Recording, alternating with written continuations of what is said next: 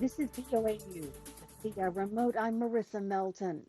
Ethiopia's government on Thursday warned the United States against spreading false information as fighting in the country's year-long war draws closer to the capital, Addis Ababa, while thousands protested outside the U.S. and British embassies. A government spokesman said Ethiopia's war is not only against forces from the country's Tigray region, quote, but also with colonialism of the powerful states of the West. Some Ethiopians were outraged this week when a U.S. embassy security message warned its citizens of possible terrorist attacks in the country. The U.S. has also repeatedly told its citizens to leave immediately, warning there will be no Afghanistan-style evacuation if the war's chaos reaches the capital. Prime Minister Abiy Ahmed once cast the conflict as a law enforcement operation, but now he calls it an existential war and appeals to fellow Africans for support in a struggle against Western intervention.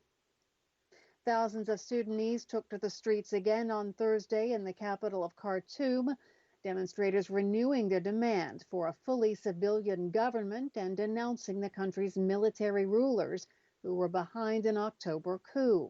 Similar protests were being held elsewhere in Sudan. Activists circulated videos on social media showing tear gas being fired at protesters. There was no immediate word of any injuries. The protests came just days after the military signed a new power-sharing deal with the prime minister after releasing him from house arrest and reinstating him as head of government. This is VOA News. An Islamist suicide bombing outside a school in Somalia's capital, Mogadishu, killed 8 people and wounded 17, including 13 children. This, the latest in a string of deadly blasts this year in a country beset by political turmoil and drought. The bombing at around 7:30 a.m. local time was claimed by al-Shabaab militants.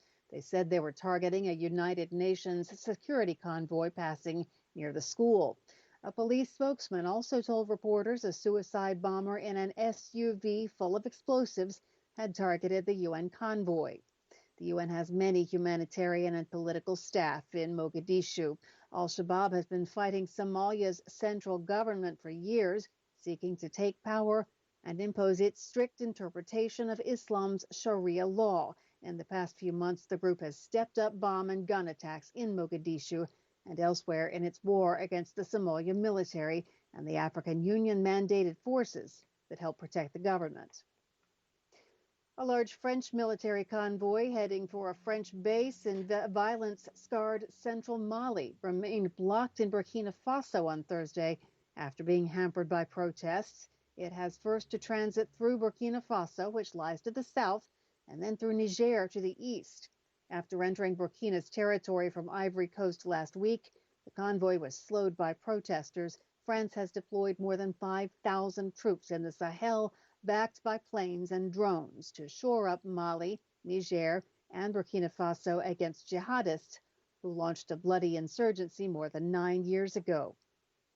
Czech President Miloš Zeman has been readmitted to hospital after he tested positive for COVID-19 just hours after he had been discharged following more than a month's treatment for an unspecified illness. The presidential office said Zeman was tested after he arrived at his official residence on Thursday afternoon.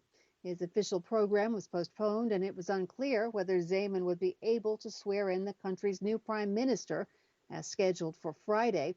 That process has already been long delayed due to his previous hospitalization. He was rushed to the hospital on October 10th, the day after the election for the lower house of parliament. He was treated in an intensive care unit, and his condition was attributed to an unspecified chronic disease.